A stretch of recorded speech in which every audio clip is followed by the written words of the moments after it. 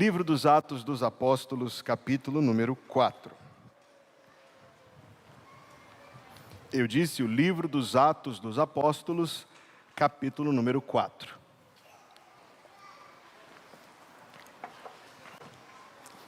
Vou pedir você para se colocar em pé, para lermos a boa palavra de Deus. Eu pretendo pregar nesta manhã em todo o capítulo, mas não lerei todo o capítulo agora. Lerei os primeiros versículos. E estando eles falando ao povo, sobrevieram os sacerdotes e o capitão do templo e os saduceus, doendo-se muito de que ensinassem o povo e anunciassem em Jesus a ressurreição dentre os mortos. E lançaram mão deles e os colocaram na prisão até ao dia seguinte, pois já era tarde. Muitos, porém, dos que ouviram a palavra, creram. E chegou o número desses homens a quase 5.000. E aconteceu no dia seguinte reunirem-se em Jerusalém os seus principais, os anciãos, os escribas, e Anás, o sumo sacerdote, e Caifás, e João, e Alexandre, e todos quantos havia da linhagem do sumo sacerdote. E pondo-os no meio, perguntaram: com que poder ou em nome de quem fizestes isto? Então Pedro, cheio do Espírito Santo, lhes disse: principais do povo e vós, anciãos de Israel, visto que hoje somos interrogados acerca do benefício feito a um homem enfermo e do modo como foi curado, seja conhecido de vós todos e de todo o povo de Israel, que em nome de Jesus Cristo, Nazareno, aquele a quem vós crucificastes e a quem Deus ressuscitou dentre os mortos, em nome deste, é que este está são diante de vós. Ele é a pedra que foi rejeitada por vós, os edificadores, a qual foi posta por cabeça de esquina, e em nenhum outro há salvação, porque também debaixo do céu nenhum outro nome há, dado entre os homens, pelo qual devamos ser salvos. Oremos. Novamente, ó Senhor Deus, estamos perante a Tua face, e temos em mãos a Tua palavra, e uma grande necessidade de que o Senhor queira nos abençoar a partir da revelação escrita que Tu nos dás pela Tua graça. Ser servido, Deus, na Tua misericórdia, de abençoar o Teu povo com a instrução que vem do Senhor, porque a entrada das Tuas palavras dá luz e dá entendimento aos simples. Senhor, vem de tal maneira agir entre nós pelo Teu Espírito, que toda a alma e todo o coração seja edificado na fé, enchido do Espírito e da Tua palavra, para que o nome de Jesus seja engrandecido nesta hora. É a oração que fazemos em nome de Jesus, e o povo de Deus apoia a oração do pastor, dizendo amém. Pode assentar-se.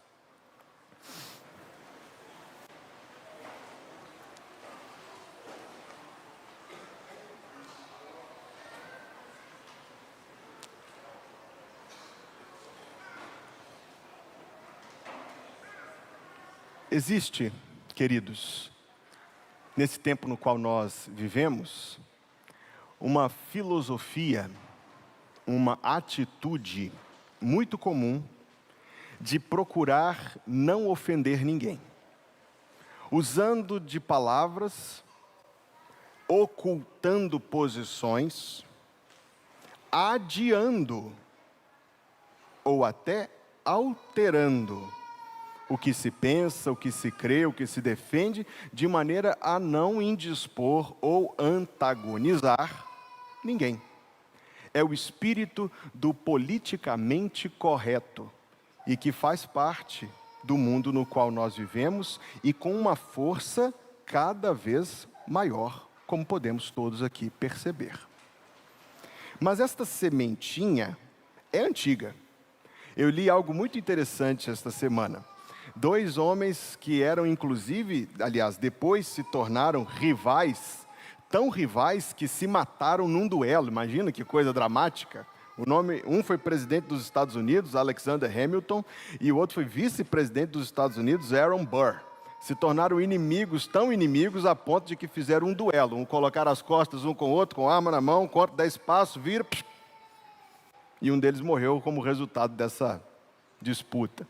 Antes disso, quando Hamilton já era um político proeminente e o outro era um jovem advogado, começo de carreira, se encontraram casualmente e este mais jovem perguntou para o já então um político estabelecido: qual o segredo do sucesso na política?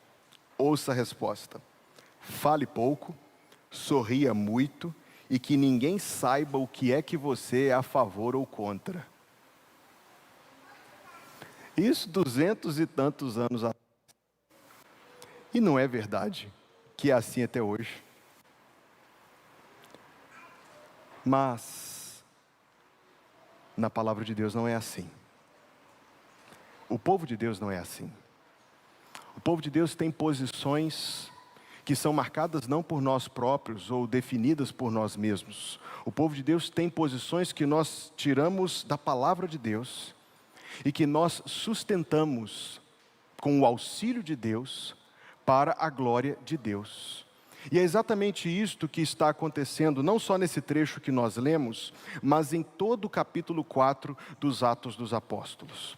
Nós vamos encontrar aqui, na verdade, uma dinâmica que perpassa os versículos deste capítulo, mas que não se confina a eles, porque diz respeito à vida de todo o povo de Deus nesse mundo, ou seja, é algo que está presente, essa mesma dinâmica, em alguma medida, com maior ou menor intensidade, está presente em nossa vida, está presente nas realidades que esta igreja atravessa e terá de atravessar. E eu sucintamente proporei aos irmãos 3 palavras: a palavra fidelidade, a palavra oposição e a palavra dependência.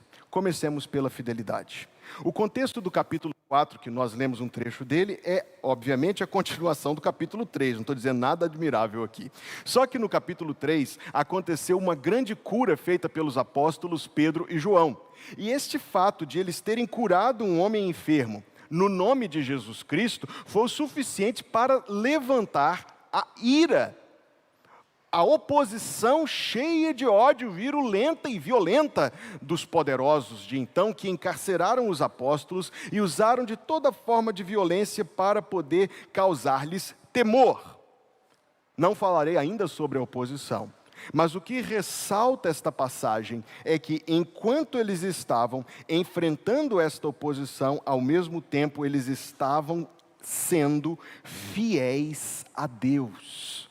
Então a primeira reflexão, o primeiro ponto que eu quero colocar para os irmãos desta manhã é o ponto da fidelidade. A igreja do Senhor Jesus Cristo tem que ser fiel a Deus, e não existe forma maior como a igreja é fiel a Deus do que quando ela prega com fidelidade e com coragem o evangelho do Senhor Jesus Cristo. Até hoje, para sempre, o evangelho é a mensagem que incomoda o mundo no qual nós vivemos. E a igreja do Senhor Jesus não vai recuar, não vai mudar a mensagem do evangelho para agradar o coração do espírito deste tempo. A igreja do Senhor Jesus Cristo será a igreja fiel, pregando o evangelho assim como o evangelho é. Veja a mensagem que Pedro pregou aqui no capítulo 7 até o versículo 12. Não foi bem um sermão, foi a resposta dele às acusações que ele estava sofrendo. Sabe o que ele disse? Ele disse, em primeiro lugar, Jesus foi morto. E aí ele vira para aqueles homens poderosos que estavam olhando para ele com um olhar cheio de ódio. Ele diz, Jesus foi morto e vocês têm culpa na morte de Jesus. Queridos, pregar o evangelho não consiste somente em a gente colocar os benefícios da salvação. O que eu estou querendo dizer é, muitas vezes a gente separa o evangelho para que a mensagem seja suavizada, seja menos incômoda. Você passa por um monte de lugares, em todo lugar, e você vê escrito, pintado, Jesus te ama, Deus te ama. Isto é obviamente verdade, só não é a verdade completa. É verdade, mas falta uma parte importante. Jesus te ama, mas você não é tão amável quanto pensa que é. Talvez era isso que deveria estar escrito. Deus te ama, arrependa-se e creia no evangelho.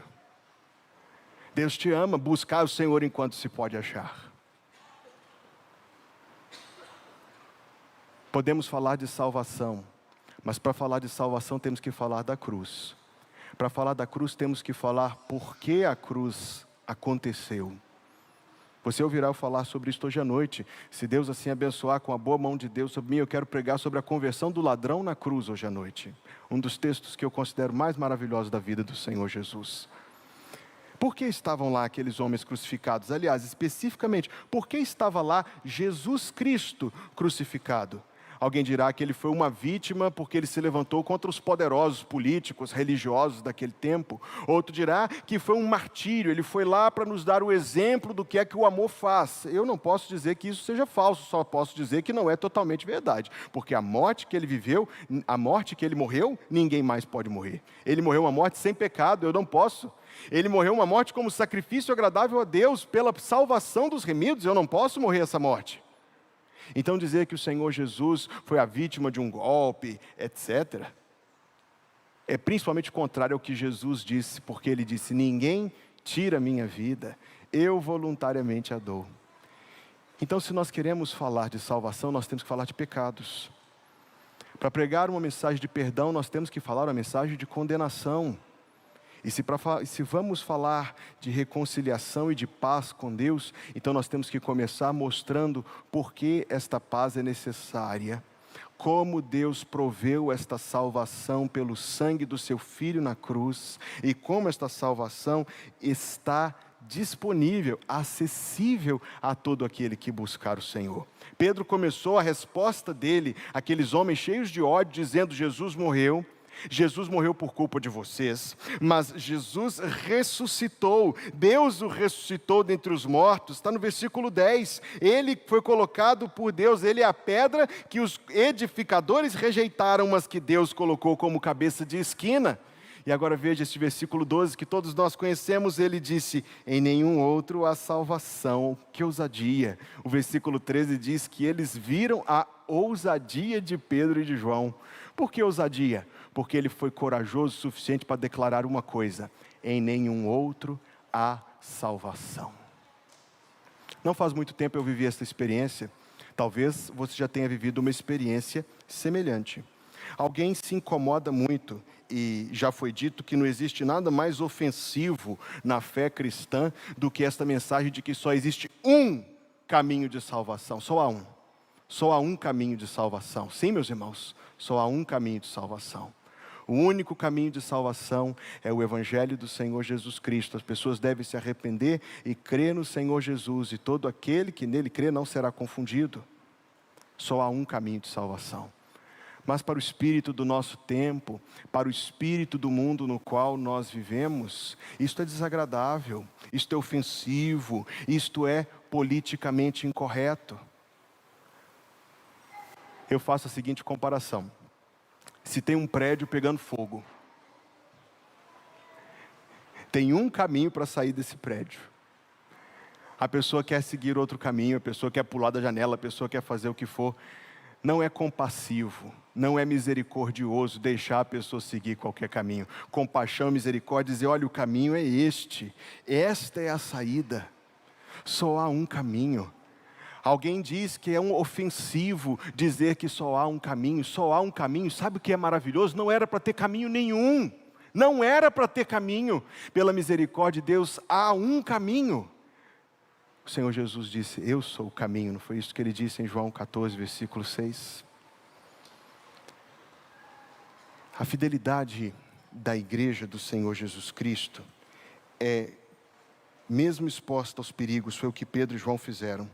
Mesmo podendo escolher uma saída fácil, mesmo podendo fazer um monte de salamaleques lá para aquelas autoridades, veja o que estava lá no capítulo 4, versículo 1, os sacerdotes, o capitão do templo, os saduceus. Quem estava lá? Os ricos, os poderosos, os influentes, os que tinham o poder de prendê-los, os que tinham o poder de matá-los, os mesmos que pouco tempo antes tinham feito com o Senhor Jesus todas as coisas que fizeram.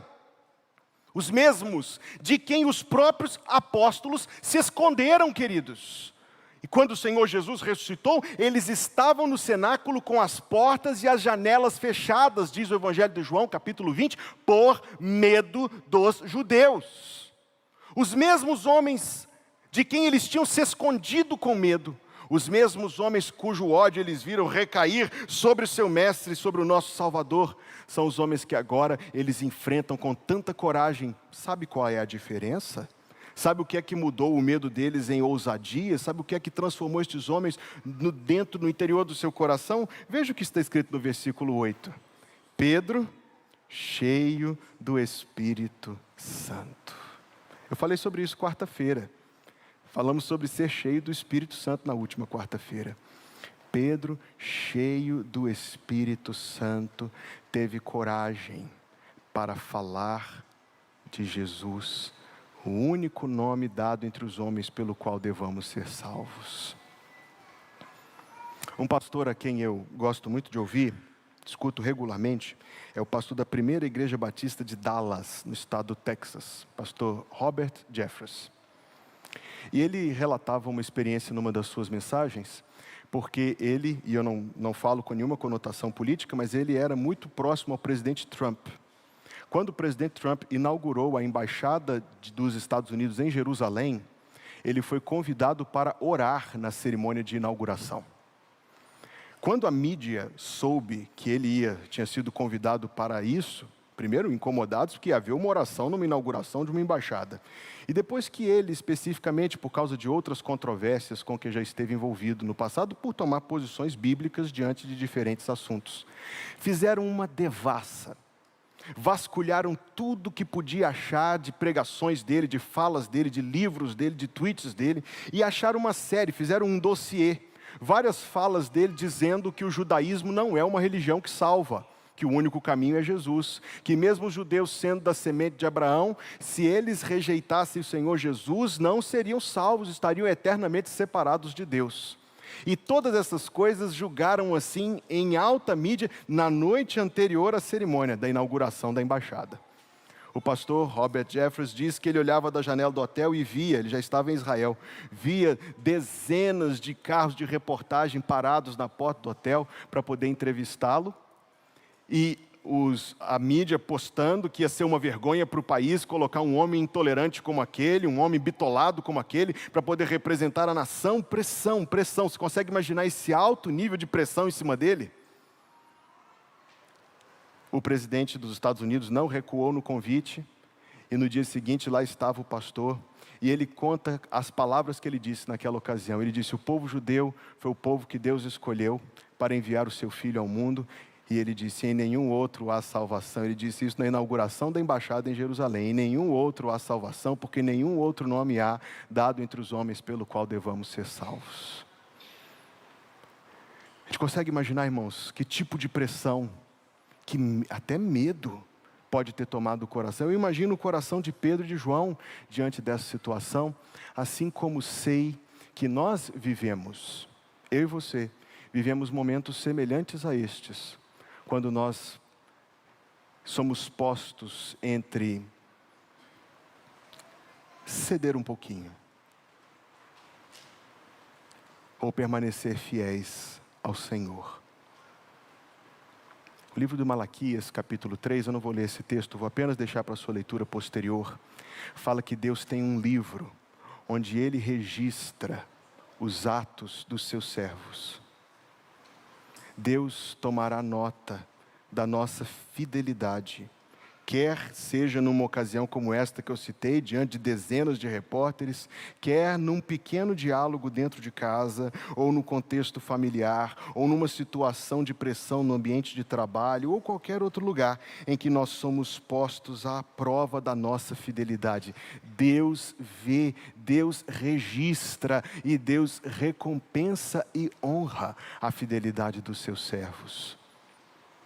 Então, quando você for posto numa situação como esta, saiba que Deus está vendo, não para poder ver, agora eu vou ver o que o Hugo vai fazer, o Hugo danado, não. Saiba que Deus está vendo para te ajudar, para te fortalecer, para se alegrar. Deus se alegra na fidelidade dos seus servos. Deus está vendo para nos abençoar, para nos fortalecer, para se alegrar na nossa fidelidade. A segunda palavra que eu quero colocar para vocês hoje é a palavra oposição.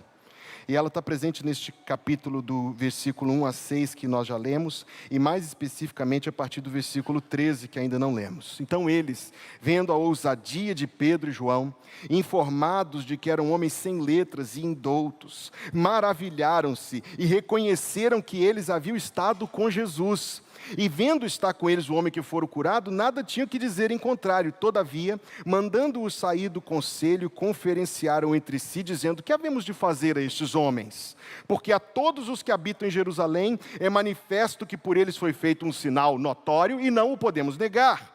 Mas para que não se divulgue mais entre o povo, ameacemo-los rigorosamente, para que não falem mais nesse nome a homem algum. E chamando-os, disseram-lhes que absolutamente não falassem nem ensinassem no nome de Jesus.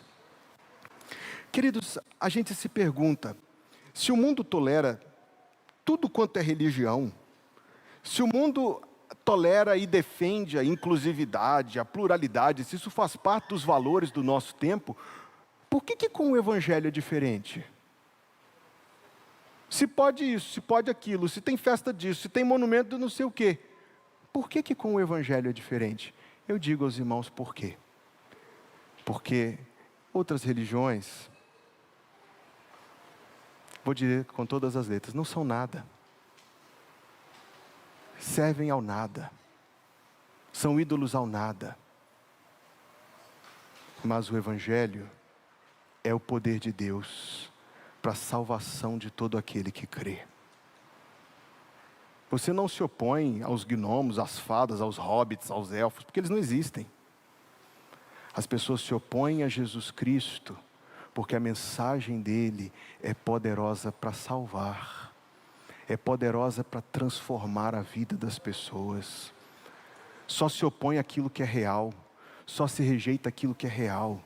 Então o mundo se opõe ao Evangelho porque de fato o Evangelho é o poder de Deus para a salvação de todo aquele que nele crê. Veja, eu estava vendo notícias hoje de manhã, está acontecendo lá nos Estados Unidos, na cidade de Atlanta, uma conferência evangélica chamada G3 ou G3, são 3G, Gospel, Grace and Glory, Evangelho, Graça e Glória.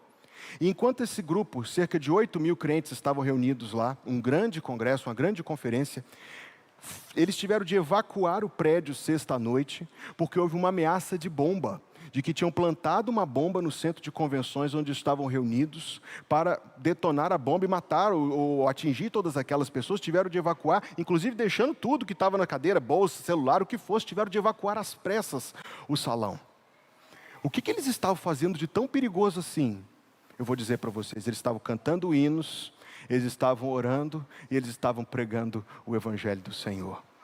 Não, isso não é nada demais para nós. Para nós, aliás, não é nada demais não, para nós é maravilhoso, é tudo que a gente quer para essa vida e para a vida eterna. Mas para o Deus do presente século, para o príncipe da potestade do ar, é perigosíssimo. É a ameaça que ataca o seu reino. É aquilo que tem o poder de salvar as pessoas, de transformar as pessoas, de dar glória a Deus, de empurrar, de impulsionar, melhor dizendo, de impulsionar o Evangelho de Jesus Cristo. Sabe por que o mundo reage assim? Porque o Deus do presente século cegou o entendimento do mundo. Porque a natureza humana vai reagir violentamente a qualquer coisa que ameace o seu domínio. A natureza humana. E porque usando de tais forças, de tais oposições perigosas, o Evangelho, o inimigo, vai tentar neutralizar a igreja. Você sabe que existe um tipo de igreja, perdoe a expressão que eu vou usar, mas existe um tipo de igreja que o diabo gosta. E eu vou dizer para vocês, igreja que não ora, que não evangeliza, que todo mundo está brigando, que está preocupada mais com a tinta da parede do que com a salvação dos perdidos, com o conforto da cadeira do que com as almas que estão se perdendo, pessoal que está mais preocupado com a comida que é servida do que com aqueles que precisam da mensagem do Senhor, de ser edificados, discipulados, confrontados, corrigidos. Essa igreja não representa nada para Satanás, porque ela é neutra, ela não representa nada para Satanás, ele não se opõe a ela, ela está do jeitinho desculpe a expressão mais uma vez, do jeitinho que o diabo gosta. Mas quando uma igreja está do jeito que Jesus gosta, e essa é a igreja que nós queremos ser, e ela está fazendo a obra de Deus, então ela vai enfrentar oposição. E ao mesmo tempo que enfrentar oposição, ela vai provar e ver que o Senhor é bom. E ela vai ver a boa mão de Deus com ela, para fortalecer, para dar vitórias e para glorificar o nome do Senhor Jesus. Se alguém te disser que eu gosto de hino do cantor cristão, você sabe que não é verdade, né? Você não vai acreditar numa coisa dessa. Um dos meus favoritos, do fundo do baú. A primeira igreja batista de Niterói estava celebrando a alegria de terminar a construção do seu templo. Em breve nós vamos experimentar essa mesma alegria em nome de Jesus. Antes da inauguração, na noite anterior, um bando de inimigos do Evangelho foi e incendiou a casa de oração. Isso aconteceu no começo do século XX. Quando o grupo de crentes se reuniu, o que era para ser um dia de alegria foi um dia de luto. Porque a casa, a campanha, as ofertas, o trabalho, os mutirões. Saiba os irmãos que aqueles crentes foram fiéis a Deus em face da oposição e fizeram o culto ali em pé em cima das cinzas. É o que a história registra. E começaram naquele mesmo dia uma nova campanha para construir um templo ainda maior do que o que tinha ficado pronto. E conseguiram construir esse templo, e quando o templo ficou pronto, o pastor da igreja, e eu tenho uma lista de pessoas que eu quero conhecer quando eu chegar no céu, e Manuel Avelino de Souza está bem alto nessa lista. Manuel Avelino de Souza escreveu: temos por lutas passado, umas temíveis, cruéis, mas o Senhor tem livrado nelas seus servos fiéis. Força e poder nos tem dado, Ele nos tem sustentado, dando-nos sua mão, vida de paz, perdão, salvação. Olha o refrão: sim, Deus é por nós, quem nos vencerá? Dar-nos-á poder real, Deus nos guardará, defender-nos-á, livrará do mal. Vamos, irmãos, cantar, nosso Senhor louvar e exaltar. Quando a oposição vem, e ela vem, em maior ou menor grau, no grau de crítica, no abandono, na rejeição, ou os nossos irmãos em outros lugares que estão sofrendo perseguição duríssima, nós precisamos saber reconhecê-la, precisamos saber interpretá-la, e nós vamos interpretá-la como sendo nenhuma outra coisa, senão confirmações de que nós estamos no caminho certo. Sim, as oposições são confirmações de que nós estamos fazendo aquilo que devemos fazer. Se as oposições há, é porque nós estamos fazendo aquilo que Deus quer que nós façamos. Venham oposições, nós vamos saber interpretá-las como sinais de confirmação. É por aí mesmo, vamos em frente. E precisamos saber reagir a elas. Depois de ser ameaçados de maneira tão terrível, respondendo, versículo 19, Pedro e João lhes disseram: julgai vós se é justo diante de Deus ouvir-vos antes a vós do que a Deus, porque não podemos deixar de falar do que temos visto e ouvido. Mas eles ainda os ameaçaram mais, e não achando motivo para os castigar, deixaram-nos ir por causa do povo, porque todos glorificavam a Deus pelo que acontecera, pois tinha mais de 40 anos o homem em que se operara aquele milagre de saúde. E agora, versículo 23, finalzinho da minha mensagem, nós chegamos ao ponto principal, ao acontecimento mais importante registrado em Atos capítulo 4, um culto de oração. Soltos eles foram para os seus e contaram tudo o que lhes disseram os principais sacerdotes e anciãos. Eu não sei se eles foram presos na quarta-feira, 19h30, mas eles foram para o culto de oração. E ouvindo eles isto, unânimes, levantaram a voz, veja, e disseram: olha que oração, Senhor, Tu és o Deus que fizeste o céu e a terra, o mar e tudo que neles há. Eles creem na palavra de Deus e eles oram adorando.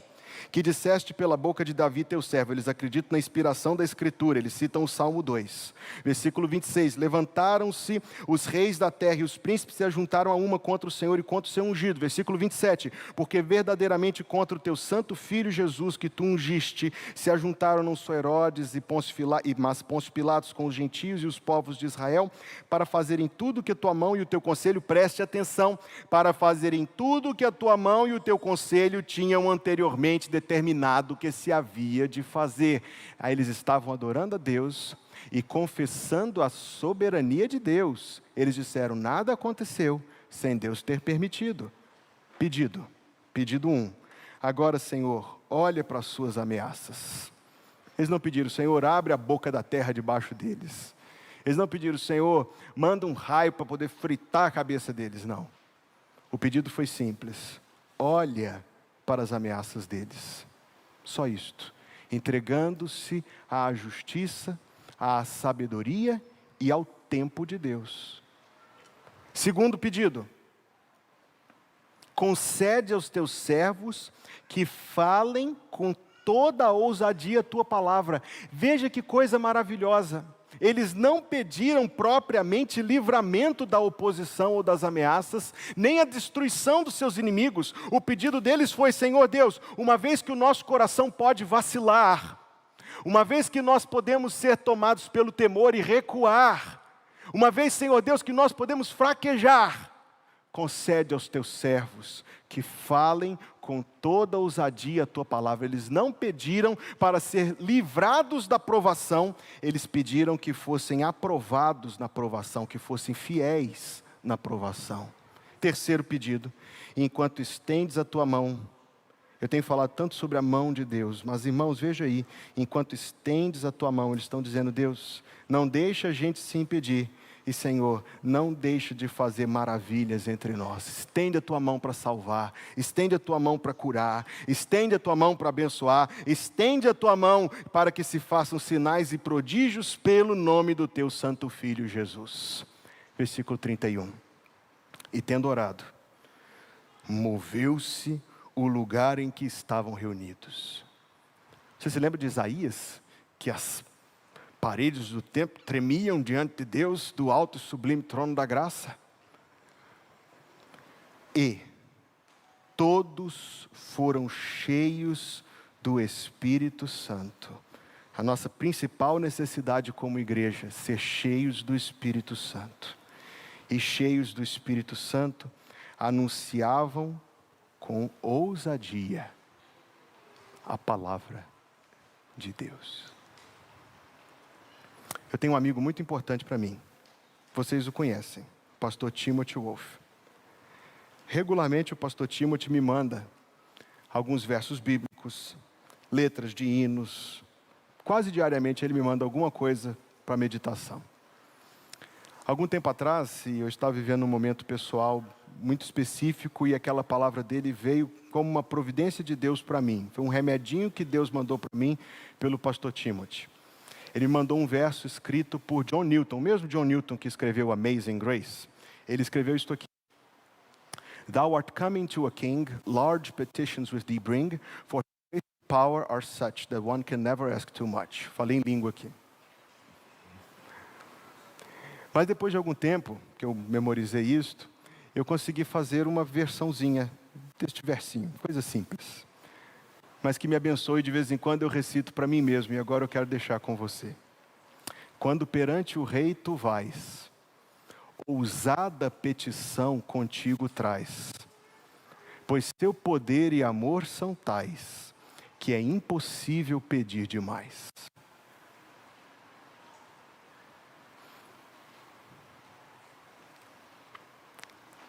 Se você pudesse pedir qualquer coisa ao Senhor Jesus, o que é que você pediria? Se você pudesse pedir qualquer coisa ao Senhor Jesus, o que é que você pediria? Você pode pedir qualquer coisa. É impossível pedir demais. Se Ele não conceder o seu pedido, não é porque lhe falta poder. Não é porque lhe falta condição de te atender. Muito provavelmente é porque Ele sabe melhor do que você. Se você fosse pedir ao Senhor que salvasse pelo Evangelho uma pessoa, ou duas, ou três, a minha lista, eu disse, tem 14. Por quem você pediria?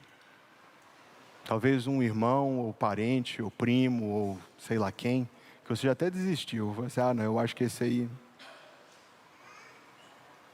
é impossível pedir demais.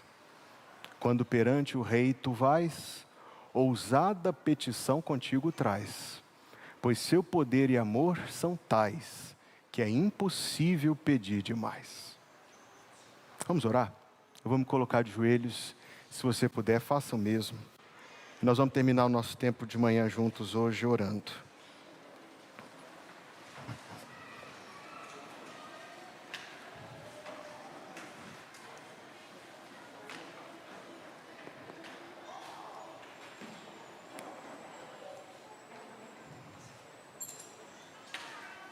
Oremos.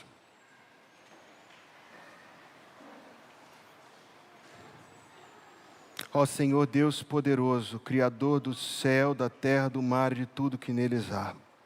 Único Deus, santo Deus, soberano Deus, poderoso Deus. A tua igreja, Senhor, está prostrada diante do Senhor em oração.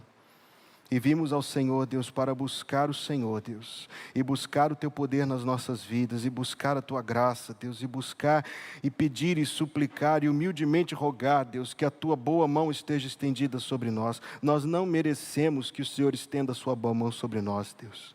Nós não somos dignos de que o Senhor estenda sobre nós a Tua boa mão de graça, Deus. Nós não somos dignos disto. Mas estamos pedindo ao Senhor, Deus, no nome que é sobre todo nome, o nome do Senhor Jesus Cristo, Deus.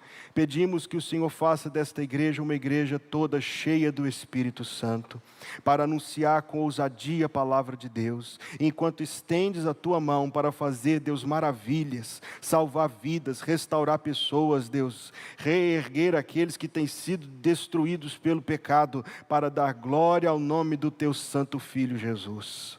Pai, especificamente nos lembramos daqueles por quem temos orado estes últimos dias, pedindo, Deus, que o Senhor lhes dê graça, Senhor, e que muitos deles, todos eles, possam vir hoje, Deus, comparecer, atender ao convite dos teus servos, para, sobretudo, Deus, atender ao convite salvador do Senhor Jesus Cristo. E que assim, Deus, o nome do Senhor seja glorificado em salvar, em buscar, em restaurar mais alguns para a glória do teu nome santo. Pai, obrigado porque nós temos esta certeza de que estamos sendo ouvidos por Ti agora, e que a boa mão do Senhor esteja sobre nós, Deus. Esteja sobre nós, Deus, a Tua boa mão, nós pedimos, Senhor, insistentemente, no nome de Jesus e para a glória de Jesus, que a graça do Senhor Jesus Cristo, o amor de Deus, nosso Pai Celestial, e a comunhão do Espírito Santo, seja conosco, irmãos. Seja conosco hoje, a cada dia, até o dia em que Jesus virá sobre as nuvens com poder e grande glória para nos buscar. O povo de Deus diz: Amém.